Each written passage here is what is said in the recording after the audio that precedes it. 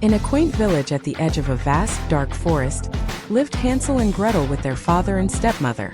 The family was poor, and the stepmother, driven by desperation, suggested leaving the children in the forest to fend for themselves. The father reluctantly agreed, though it broke his heart.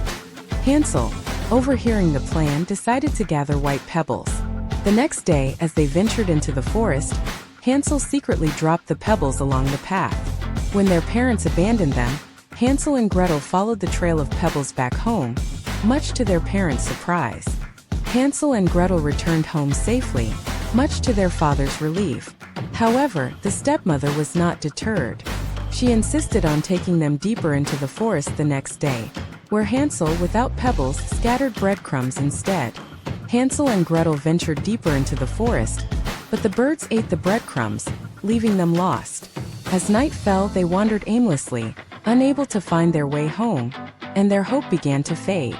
As they wandered, they stumbled upon a magical sight, a cottage made entirely of sweets. Starving and tired, they eagerly began to eat the candy walls, unaware that the house belonged to a wicked witch who lived alone in the forest. The old witch, with a sly grin, invited Hansel and Gretel inside.